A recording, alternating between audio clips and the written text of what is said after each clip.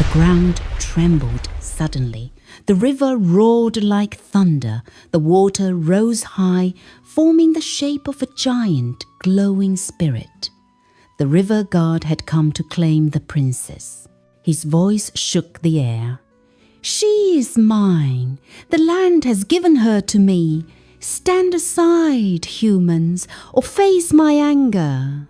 The priests and the villagers fell flat on the ground, bowing in fear. Some shouted.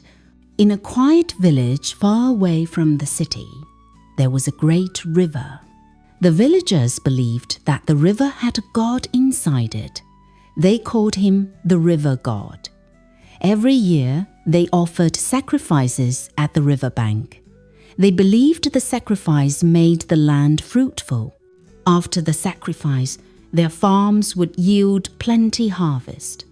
The goats would give birth to twins, and even women who had been barren would conceive children. So, every year, the sacrifice was done with joy and laughter. It was not only a sacrifice, but also a festival. Drums would sound, children would dance, women would sing, and the men would share palm wine. The whole village always looked forward to that day. But this particular year, something strange happened. The people gathered as usual. The king himself was there, wearing his crown, with the queen sitting beside him. When it was time, the native priest carried the basket of sacrifice. Inside it were the usual items: goats, fowls, yams, palm oil, and wine. He carried the basket carefully to the riverbank. Everyone became quiet, for this was the most serious moment. The priest called upon the god of the river. "O great river, O spirit of our land, take this sacrifice from us and bless our land once again. This pant of Alton of Lat to O Gay." The basket was pushed gently into the water. The villagers watched as the waves began to move. Usually, the basket would sink slowly into the water, a sign that the river had accepted. But this time, something unusual happened. The basket floated. It floated to the middle of the river and then came back to the bank, untouched. A heavy silence fell. Women covered their mouths. Children hid behind their mothers. The priest himself was trembling. Never in history had the river rejected a sacrifice. The priest tried again. He prayed harder, sang the chants, and poured palm oil into the river. Again, he pushed the basket. Again, the basket refused to sink. It came back, like something thrown away. The king stood up, his crown glittering in the sun. "What is happening? Why is the river rejecting the sacrifice?" he asked with a shaking voice. The priest swallowed hard. "Great king, something is wrong. The god of the river is not pleased." Suddenly, a strange sound filled the air. It was like the roaring of thunder, yet there was no cloud in the sky. The water of the river rose like a wall, and from it came a deep voice that shook the ground. "I am not pleased. I will not take your yam. I will not take your goat. I will not take your fowl. This year, I want something greater. I want the first daughter of your king. I want her for marriage." The voice roared like thunder and ended with silence. The water calmed down as if nothing had happened. The villagers froze. Some women fainted. Men looked at one another in fear. Even the birds in the trees stopped singing. The king could not believe his ears. His queen fell back on her chair, her hands shaking. The princess, their first daughter, was the pride of the land. Her name was Princess Adaeze, a girl of beauty and grace. She was already betrothed to a prince from the neighboring land. The marriage ceremony was only a few months away. The king stood, his voice quivering. "Oh, great God of the river! Is there nothing else you can take in her place? Gold, land, cattle, or even my own life? Why must it be my daughter?" But the river remained silent. The water moved gently as if mocking their tears. The crowd began to murmur. Some were afraid, some were angry. "Why must the river god ask for the king's daughter?" they whispered. "If the sacrifice is not made, our land may suffer. Famine may come, death may strike. But how can the king give his only daughter away to the spirit of the river?" That evening, the palace was in sorrow. The king and queen could not eat. Food was placed before them, but their mouths were bitter. They stared into the distance, wondering what to do. For 3 days, they could not sleep well. The queen cried until her eyes turned red. The king paced up and down his chambers, his crown on the table, his head in his hands. On the 4th day, they decided to call their daughter. Princess Adaeze came into the palace hall. She was dressed in her fine wrapper, her hair adorned with beads. She walked gracefully, but with a smile on her face, for she did not yet know the heavy news. "Father, mother," she greeted, bowing. "My child," the queen whispered, her voice breaking. The king cleared his throat, but his voice still shook. "Adaeze, my jewel, the god of the river has spoken. It has refused our sacrifice. It says it will only take you as wife." The princess stood still, her smile fading. Her heart pounded in her chest. For a moment, she thought she had misheard. "Father? Mother? Did I hear you well? The river god wants me? Me?" Tears filled the queen's eyes. "Yes, my child, that is what the river demanded. Your father and I have begged. We asked for another option, but the god refused. It said it must be you." Adaeze felt weak. Her legs almost gave way, but she held herself. "But I am already betrothed. How do you want my fiancé to feel? How do you want him to hear that his bride has been taken by the river? How do you want me to live in the water, far from everyone I love?" The king could not look at her. He turned his face away, ashamed. Adaeze shook her head slowly. Her eyes grew wet, but she refused to cry in front of them. "So this is what my life has become. I am no longer your daughter, but food for the river?" She walked back to her chamber, her steps heavy like stones. For days, Adaeze locked herself inside her room. She refused to eat. She refused to talk. Her friends came to console her, but she waved them away. Sometimes in the night, the queen would hear her sobbing quietly. Sometimes she would hear her praying, "Oh God of heaven, do not let this river god take me." The whole village was restless. Rumors spread like wildfire. Some villagers said the king should give up his daughter, for the land's prosperity was more important. Others said the king must never do it, that the god was being wicked. Families quarreled in the streets, dividing into two sides. Meanwhile, the fiancé of Adaeze, Prince Obina, had not yet heard the news. and the king knew that when he finally heard, war might break out between the two kingdoms. The days passed, and the tension in the village grew. Every night, the river rumbled, as if reminding them of its demand. The drums of fear were beating, louder and louder. And Adaeze, the jewel of the land, the first daughter of the king, sat alone in her chamber, her life hanging like a thread between the love of her fiancé and the hand of the angry river god. The palace had become a place of sorrow. Nobody was laughing anymore. The maids walked about with their heads bowed. The guards whispered among themselves.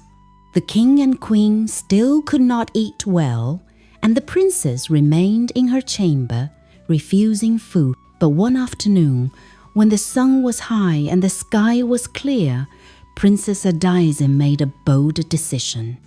She could not sit inside her room and wait for the river god to come and claim her. She loved Prince Obinna with all her heart. He was not only her fiancé, he was also her friend, her strength and her joy. She wanted to see him, to tell him what was happening before it was too late. So, when everyone thought she was resting, Adaeze quietly sneaked out. She wore a simple wrapper and tied a scarf on her head, so that no one would recognize her as the king's daughter. She moved through the back gate of the palace and walked quickly down the dusty road. The journey to the neighboring kingdom was not an easy one. It was long, with tall trees, streams, and bush paths, but Adaeze did not care. Her feet ached, her throat was dry, but her heart was burning with the desire to see her beloved. After hours of walking, she finally arrived at the gates of the next kingdom. The guards at the entrance recognized her at once. "Princess Adaeze," they shouted in surprise. "What brings you here alone?" she begged them. "Please, take me to Prince Obinna. I need to see him now." The guards quickly led her into the palace of Obina's father. When Obina saw her, he ran towards her with joy. "My Adaeze, my jewel, what brings you here without any maidens or guards? Is everything well at home?" Adaeze could not hold back her tears. She broke down and cried, "Obina! Something terrible has happened. The river god has refused the sacrifice. It demanded for me. It said I must marry it." Obina's face darkened at once. He clenched his fists, his veins rising on his arms. "What nonsense! What madness! How can the river god demand you? You are mine. You are already promised to me. No spirit, no water, no god can take you from me." Adaeze shook her head sadly. "But my father and mother are afraid. The whole village is afraid. Some people even say I should be given to the river for the sake of the land." Obina's eyes blazed with fury. "Over my dead body! Listen to me, Adaeze. You are my betrothed. I will never let anyone or anything snatch you away. If your father and mother will not protect you, I will. If your people want to throw you into the river, I will fight them. If we must run away together, then we will. I will elope with you, Adaeze. I swear it." Adaeze's heart leaped with both fear and love. She held his hands tightly. "Obina, I came here because I needed to hear your voice. I needed to know what you will do. But if I stay here now, my parents will come looking for me. I must return before they notice I am gone." Its place direction reeling, Obina held her close. Go, but remember my words. I will not sit and watch them feed you to a river. I am coming for you." They embraced, their hearts beating fast. Then Adaeze turned and made her way back to her father's kingdom. When she returned home, it was already evening. The guards at the palace had been searching everywhere for her. The queen was in tears, thinking she had run away forever. The king was pacing up and down, angry and restless. As soon as Adaeze entered the palace, her father shouted, "Where have you been, Adaeze? Do you want to bring shame to this throne? Do you want the people to rise against us?" The queen rushed to her and hugged her tightly, crying. But the king's eyes were full of anger. He ordered the guards, "Lock her up in her chamber. She must not step out again." The guards obeyed. They led Adaeze into her room and bolted the door from outside. For many days, Adaeze was kept inside. Her meals were brought to her, but she hardly ate. She cried herself to sleep each night. She thought of Obina, of his promise to fight for her, of his vow to elope with her. But she also thought of her parents, who were torn between saving their daughter and saving the land. Meanwhile, Obina waited in his palace, expecting Adaeze to return again or send him a message. But days passed, and he heard nothing. His heart grew heavy. He could not sleep well. He could not eat. Every day, he looked towards the road, hoping to see her appear. Finally, one morning, Obina could not bear it anymore. He mounted his horse and rode swiftly to Adaeze's kingdom. His face was hard, his heart burning. "Tell your king I am here. Tell him Obina has come for his betrothed." The king, hearing the noise, came out to the courtyard. His crown glistened in the sun. He looked at Obina coldly. "Prince Obina," the king said slowly, "why are you here?" Obina dismounted and stood tall. "I am here for Adaeze, my betrothed. I have not seen her for days. She promised to return, but she has not. Where is she? Why are you hiding her from me?" The king's face grew darker. He raised his staff and said with a voice that shook the air, "Listen carefully, Prince Obinna. Do not come here again. Do not look for Adaeze again. Forget her. She is no longer yours. She belongs to the river now." Obina's jaw dropped. His chest rose and fell heavily. "What are you saying, great king?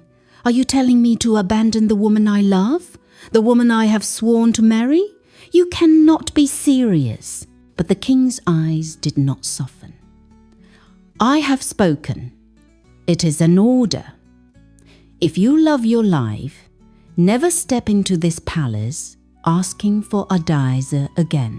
Obina stood there, stunned. The words cut him like a sharp knife. He could not believe that the king, the father of the woman he loved, had spoken so harshly. His heart boiled with anger. He clenched his fists and his eyes burned like fire. But he knew if he shouted or raised his voice against the king, it could bring war between the two kingdoms. So, Obina stood silently, his lips pressed together, his body trembling with rage. He turned slowly, mounted his horse, and rode out of the palace without saying another word. The villagers who saw him whispered among themselves, "What is happening? Why did the king chase the prince away? Has the marriage been broken? Has the river god truly taken our princess?" Inside her locked chamber, Adaeze did not know that her beloved had come looking for her. She did not know that her father had sent him away. She only sat by her window, staring at the sky, her heart full of sorrow and fear. The land was growing restless. The people were waiting to see what the king would finally decide. Would he truly give his daughter to the river god? Or would he risk the anger of the river and the suffering of the land? And far away, Prince Obina's anger was rising like a storm.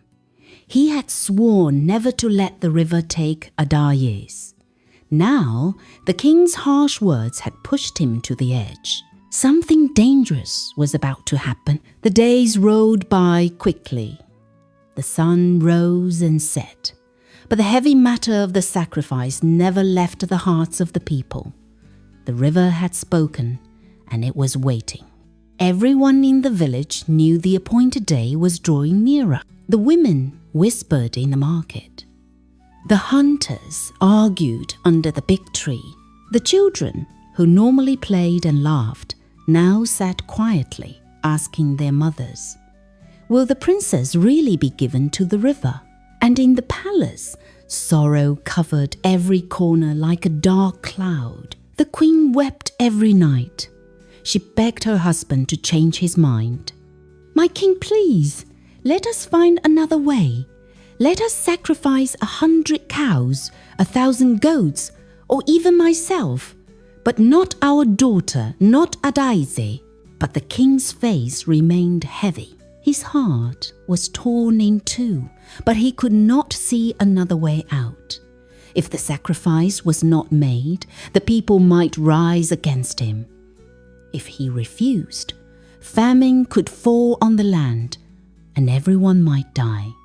He sat on his throne like a man with no strength, his crown heavy on his head. Meanwhile, Adaeze remained locked in her chamber. She grew thinner each day, her eyes swollen from constant weeping. She hardly ate, and sometimes she sat by her window, watching the birds fly freely in the sky. If only I could fly away too, she whispered. Then the day finally came. From the early hours of the morning, the whole village was restless. The drums of sacrifice began to beat. The air was filled with chants of the priests. The maidens who normally danced during the festival did not sing this time. Their faces were sad, their heads bowed. In the palace, Adaeze was dressed in white. A long flowing cloth covered her body, tied carefully by the palace maidens. Beads were placed around her neck and wrists, but there was no joy in them. On her head, they placed a calabash, painted with chalk and palm oil. It was a sign of offering, a symbol that she was being given away. Tears rolled down her cheeks as they dressed her.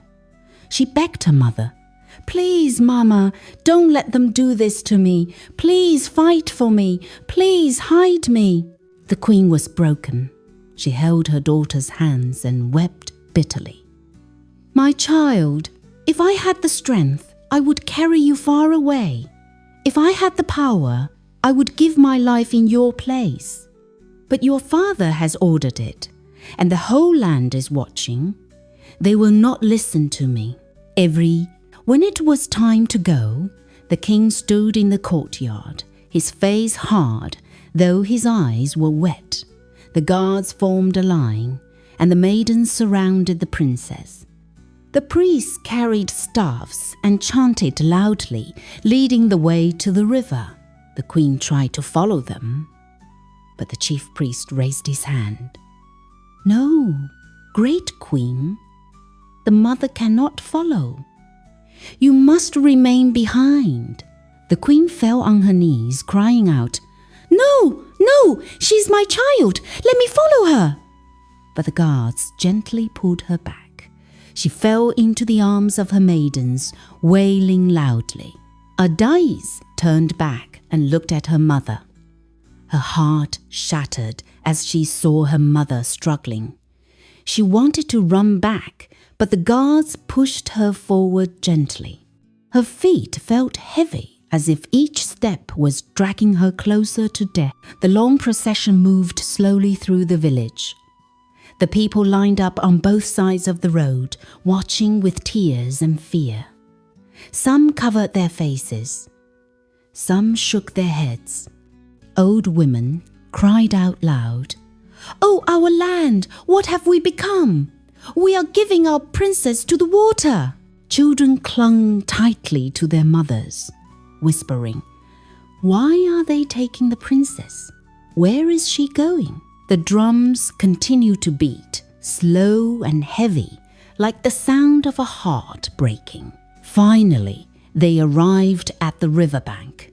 The water was calm, too calm, as if it was waiting patiently for its prize. The priests stood at the front, chanting and raising their staffs. The guards formed a circle. Adaeze stood in the middle, the calabash still on her head, her tears flowing freely. She turned to her father. She looked him straight in the eyes, her lips trembling, her whole body shaking. And then, with a voice that pierced the air, she said, "Father, you don't love me. If you loved me, you would not do this to me. If you loved me, you would protect me. But today, you are giving me away like I am nothing. Do you really love the throne more than me? Do you really love the people more than your own child?" The king's heart shattered. He could not look at her. He lowered his head, his crown glittering in the sunlight, his eyes wet with tears. His lips moved, but no words came out. Adaeze sobbed bitterly. "I thought you were my father. I thought you were my protector. But today, you have shown me that I am alone." The people murmured among themselves. Some men bowed their heads in shame. Some women wept louder. Even some of the guards had tears in their eyes, for the princess's words cut deeply into their hearts. The chief priest raised his staff high. His voice thundered. "O great God of the river, we have brought what you asked for. Take her and bless our land once more." The water began to move, waves rising slowly. The air grew heavy, and the villagers felt the ground tremble slightly. Adaeze closed her eyes, her tears dropping into the riverbank sand. She whispered to herself, "Obina, where are you? You promised to fight for me. Are you truly coming?" Her heart raced as the priests began to sing louder, calling the spirit of the river. And far away, unknown to everyone, Prince Obinna was already on his way with his warriors, their swords shining, their hearts burning with anger. The river roared, the sky darkened, and the fate of the princess hung in the balance. The riverbank was heavy with fear. The priests sang louder, the guards stood stiff, and the people held their breath. The princess stood in white, her face wet with tears, the calabash still on her head. The water moved restlessly, waiting to swallow her. Suddenly, the sound of horses and footsteps thundered from the bush path. Everyone turned. Dust rose high into the air. It was Prince Obinna. He was not alone. Behind him came his warriors, strong men with swords and spears, their bodies oiled for battle. Their eyes were fierce, their voices bold. They marched straight to the riverbank. "Stop!" Obina shouted as he jumped down from his horse. "Nobody should touch her." The crowd gasped. The king himself was shocked. The queen, who had been stopped from following, had run secretly after them and now stood at the back, her hands clasped in tears of hope. Adaeze's heart leaped when she saw Obina. "Obina!" she cried out, her voice breaking. The ground trembled suddenly. The river roared like thunder. The water rose high, forming the shape of a giant, glowing spirit. The river god had come to claim the princess. His voice shook the air. She is mine. The land has given her to me. Stand aside, humans, or face my anger. The priests and the villagers fell flat on the ground, bowing in fear. Some shouted, "Do not anger the god." But Prince Obina did not bow. His whole body shook, but his heart burned with love for Adaeze. He stood boldly at first, but when he saw the mighty form of the river god rising taller and taller, his legs grew weak. Suddenly, he screamed and fell on his knees. Tears poured from his eyes. He dropped his sword on the ground. He could not even think of fighting anymore. "Great God of the river," Obina cried. Please do not take her. Do not take my wife-to-be. I beg you with my whole heart. Whatever you want, ask me. I will do it. But please, leave Adaeze." The crowd was shocked. The young prince, who came with warriors, was now on his knees, crying like a child before the god. The king's eyes widened. The queen began to sob harder, her voice shaking. "Oh, merciful spirit, hear him! Spare our child!" The river god looked down. His eyes glowed like fire. He looked at Obina, then at Adaeze, and then back at Obina. For a long moment, silence covered the place. Only the sound of the water moving could be heard. Then the river god spoke again, his voice deep and echoing. "Young man, you are not ordinary. You are not just a prince. You are a special child, a child of the gods. That is why you have the courage to stand before me and beg. I will not take your wife-to-be. Instead, I give you another choice. Bring me 30 fat cows as a replacement.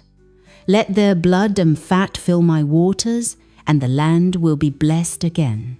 The whole crowd gasped. The priests dropped their staffs. The women covered their mouths in shock.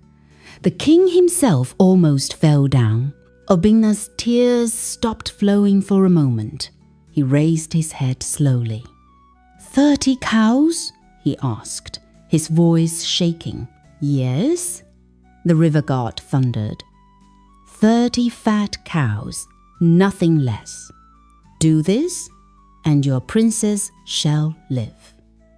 Refuse, and I will come again." Obina bowed deeply, pressing his forehead to the sand. "Thank you, Great Spirit. Thank you for sparing her. I will bring the cows. I promise you, I will bring them quickly." The water spirit roared one last time, then slowly sank back into the river. The water calmed, the sky cleared, and the ground stopped trembling. The people began to rise slowly from where they had bowed. Murmurs of relief filled the air. Some shouted, "Obina has saved the princess." Others clapped their hands in joy. Adaeze dropped the calabash from her head and ran into Obina's arms. She wept on his shoulder. "You came! You truly came! I thought I would die today." Obina held her tightly, his own tears wetting her hair. "I told you, Adaeze, no god, no spirit, no man will take you away from me. You are mine, and I will fight for you till my last breath." The queen rushed forward, her wrapper loose, her hair scattered. She fell on her knees before Obina. "My son, you have saved my child. May the heavens bless you." Even the king, who had been silent and torn apart, came forward slowly. He laid his hand on Obina's shoulder. "Young prince," he said quietly, his voice breaking, "today you have shown greater strength than any warrior. I was ready to lose my child, but you fought with love. I will forever be grateful." That very week, Prince Obina returned to his kingdom and gathered 30 of the fattest cows. He decorated them with white cloth and red beads as a sign of respect, and brought them to the river with his warriors. The priests killed the cows, and their blood flowed into the river.